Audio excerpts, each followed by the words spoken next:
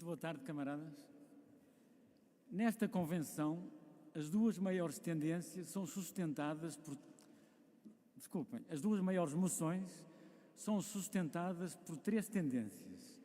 Uma tendência leninista, uma tendência trotskista e uma tendência stalinista.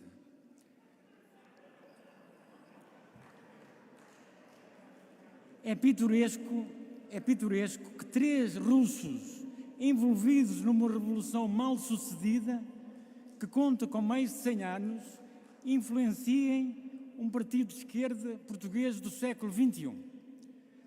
Lenin e Trotsky viveram antes de nós, o que nos dá a vantagem de aprendermos com os seus erros. De Stalin, as pessoas decentes só podem repudiar os seus crimes. Em 1903, Lenin publicou o livro Que Fazer, onde estabeleceu as linhas mestras da estratégia que conduziria à tomada de poder pelos bolcheviques. Para o sucesso da estratégia de Lenin, foi indispensável o trabalho de um grande revolucionário. Trotsky era, em 1917, como já fora em 1905, o presidente do Soviete de Petrogrado, determinante no triunfo da Revolução. Eu vejo que os stalinistas não querem deixar que eu fale, mas eu vou continuar a falar. Além disso, liderou o Exército Vermelho na Guerra Civil que seguiu à conquista de poder. Ou seja, nos dois momentos mais importantes da Revolução, houve um herói chamado Leon Trotsky. Sendo assim, como compreender que Trotsky tenha perdido o processo de secessão de Lenin para o medíocre Stalin? Certamente haverá várias razões, mas realcemos a mais importante. Trotsky era um grande homem de ação, mas nunca foi um bom estratega político. Pelo contrário, Stalin era um estratega eficiente, pena é que fosse para a estratégia do mal. Primeiro isolou Trotsky, aliando-se aos membros mais proeminentes do Comitê Central Bolchevique. Depois de ter obrigado Trotsky a fugir, foi eliminando, um por um, todos os seus anteriores aliados, criando, por fim, a sua corte de burocratas, construída por cima de uma pilha enorme de inocentes assassinados. Os sucessores de Trotsky nunca foram capazes de estabelecer um rumo, uma estratégia eficiente na luta política. Mostraram-se sempre muito taticistas, pulverizando-se em grupúsculos sectários e irrelevantes.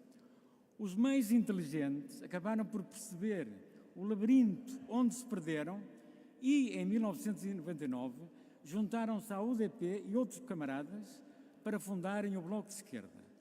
Enfim, a extrema-esquerda sectária e dogmática decidiu abandonar os conceitos dos seus mentores russos e começou a perceber a importância da democracia e da liberdade na construção do socialismo, sem as quais todos os projetos socialistas do século XX falharam sem apelo nem agravo. Se as duas principais correntes fundadoras do Bloco abandonaram os seus conceitos sectários e ultrapassados, estes não saíram das mentes de muitos dos seus seguidores. Isto é mais flagrante na facção stalinista do ODP e em alguns integrantes da facção leninista. No entanto, a grande maioria dos aderentes do Bloco nada tem a ver com as correntes do século XX. Querem um Bloco virado para o futuro, sem capelas internas, sem carreirismo, todos a remar na mesma direção, com naturais e saudáveis diferenças de opinião, mas todos de acordo com os nossos princípios e valores, a democracia, a liberdade e o socialismo.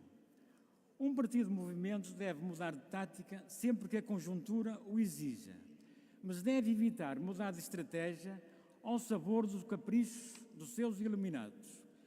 Quando confundimos tática com estratégia e mudamos de estratégia em vez de mudarmos de tática, estamos a fazer zigue-zagues e sempre que a nossa base de apoio se apercebe da nossa deriva estratégica, penaliza-nos eleitoralmente. Para podermos crescer, teremos de dar mais importância à organização e à capacidade de manter um rumo estratégico bem definido. E fica por aqui o que poderemos aproveitar de Lenin.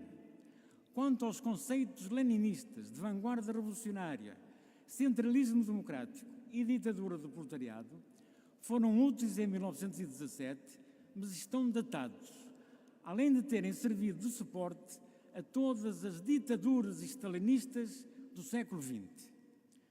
De Trotsky, devemos reter a importância do poder popular, que ele personificou de uma forma brilhante em 1905 e em 1917.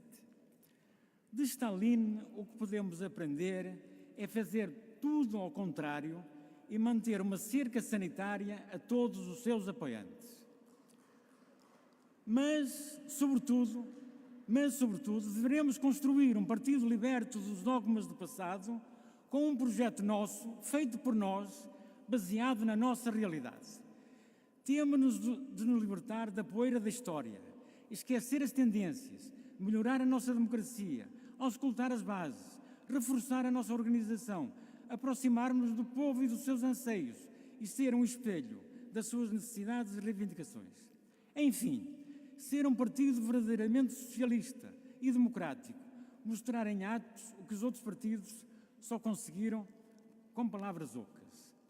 Só conseguiremos alcançar o nosso objetivo estratégico se formos sempre fiéis aos nossos princípios e valores.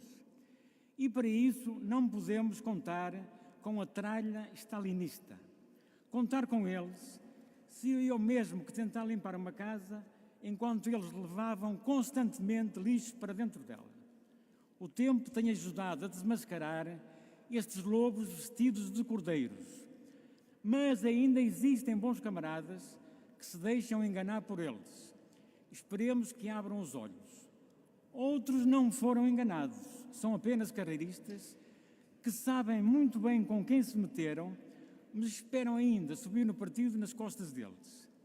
Mas, como são pouco inteligentes, ainda não perceberam que a moção que eles apoiam está isolada, com o seu líder acossado pela realidade, e por isso é a menos apetrechada para lhes arranjar os cargos que eles tanto almejam, mas pouco merecem. Os mais perspicazes já perceberam que não vão conseguir os cargos que buscavam e já estão em debandada. Paz às suas almas. Em relação à moção A, previsível vencedora desta convenção, desejamos sucesso no trabalho político, pois o seu sucesso será também o nosso. Durante o próximo mandato, esperamos que os problemas internos do Bloco sejam diminuídos, designadamente o carreirismo, os déficits organizativos e da democracia interna. Quanto à moção N, vimos com bons olhos que eles se tenham separado da moção E. Esperemos que não retrocedam. A moção Q, apesar das nossas diferenças, tem duas características que também constituem a nossa marca identitária. Não são carreiristas e são anti-stalinistas como nós. Fico por aqui. Obrigado. Viva o Bloco.